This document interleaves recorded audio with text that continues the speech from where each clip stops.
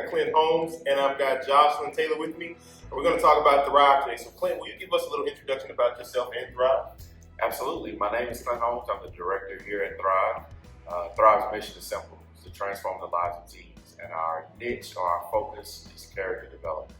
We serve middle school age teens, and every activity, every conversation, every partnership, every interaction is driven to transformation. Gotcha. So talking about transformation, what is one of the top activities you guys offer here at Thrive? So one of our activities is centered around fitness, and it's simply to try to encourage students to think now about a lifetime approach of building healthy habits of how they move, how they sleep, how they eat, and really just practicing an awareness of knowing who they are and why certain habits are really important for their longevity. So talk to us about inspiring the youth. How is Thrive inspiring our youth in our community today?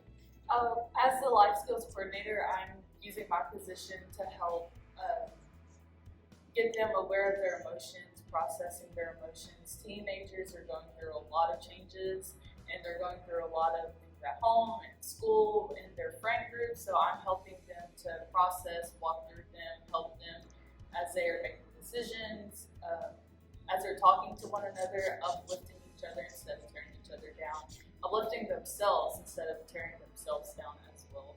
Perfect. That sounds great. So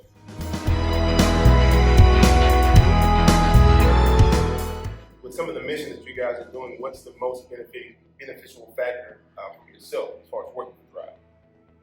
Myself, I've learned a lot through these the students here, just how to laugh, how to live, be free.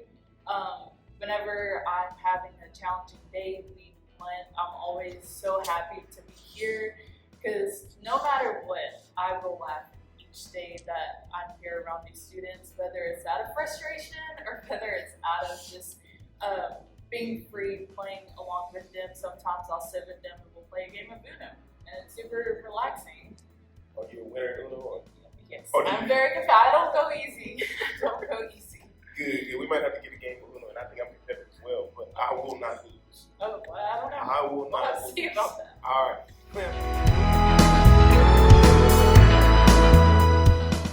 Thrive. How did Thrive come about? So Thrive actually started around 2015.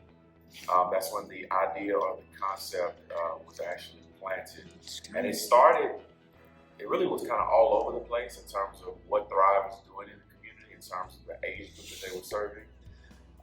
This past year, January, we made the decision that, you know what, we needed to make some changes. We changed logo, we changed language, terminology, and we really just kind of refocused or reset and really started asking the question, really, like, what is God calling us to do?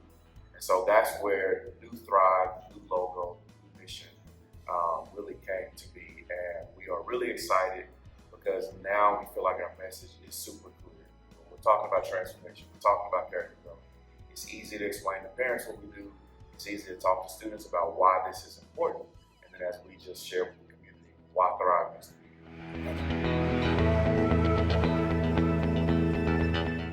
Talk about why it's important for the youth to find their purpose. So at this stage, like Jocelyn mentioned earlier, middle school, as we all know, is an extremely rough transition time. Teens are dealing with puberty. They're dealing with identity formation, trying to figure out who they are. While they're faced with social media, we just came out of or in the process of coming out of pandemic. And so we want to be a safe place to help teens to understand, number one, they can explore it safely.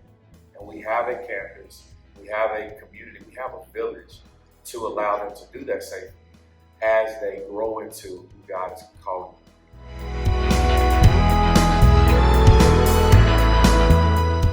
The topic of the village. What community partnerships do you guys have that our community members should know about? Man, we have some amazing partners, and I'll start with one of our biggest partners, that's LISD. LISD has been a huge partner.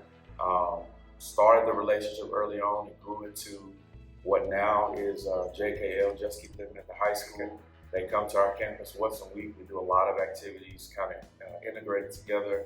We have partners like Wellness Point that have been here for probably 2 years now. We have partners like Excellent Teen Choice that come and lead absence programming. We have several churches who are contributing to us financially as well as sending volunteers to be a part. We have a church coming next month to come do a service there on Saturday just to do some projects around campus. And there are several others, but basically the churches, the schools, and the parents, that's who we really hone in on in terms of developing lifelong partnerships to really equip us and help us do a better job developing team.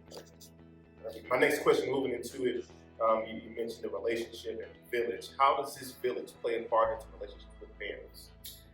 So something that we started to do intentionally when we had the shift of name and kind of changed the face a little bit is we dedicated an individual on our team to be a parent-teacher advocate. And that's so that we were making sure that we were hearing the voice of the parent. In our programming, we try to communicate very clearly to parents, hey, this is what we are teaching, this is what we are hoping to see, but we're not trying to replace the parent. And so we want to work alongside them so that when they're at home, they can reinforce what we're teaching, but when they're here, we're also reinforcing what the parent is trying to create. And so it's not a send your students to us so that we can fix them. It's how can we work on this together as they grow with the truth.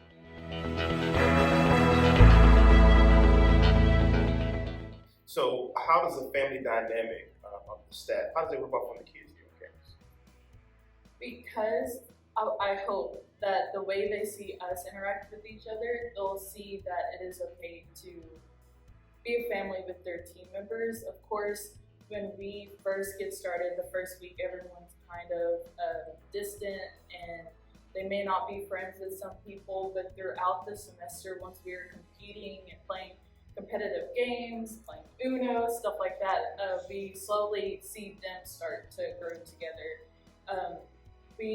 This summer and in the spring, we wanted to start normalizing I love you, because sometimes throughout the day, the students may not ever hear that, or sometimes even the staff members may never hear that. So we want to normalize saying I love you, because we are all created in God's image. We're brothers and sisters in Christ, and we should love instead of disliking each other. So they slowly start to love each other as the program goes on.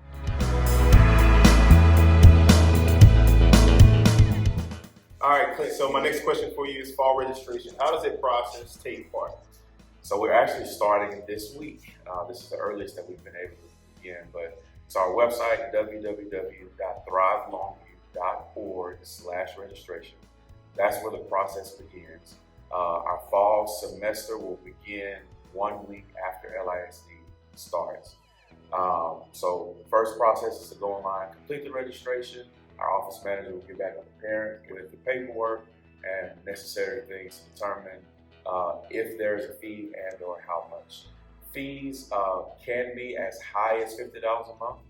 We do offer income assistance, and in some cases we offer scholarships.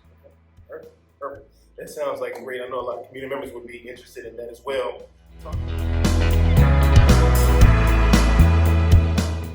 Talk about fundraising. I know you guys are an after-school program and summer program, but how do you guys receive funds? So we are privately funded.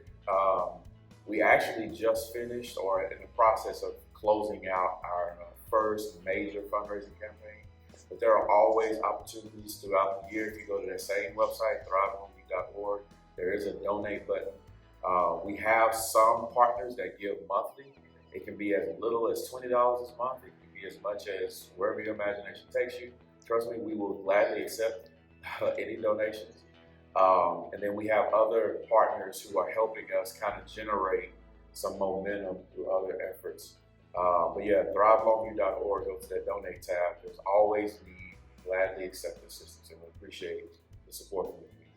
Remember, Lobo Nation, it's a great day, and it's always the best day to be a Lobo.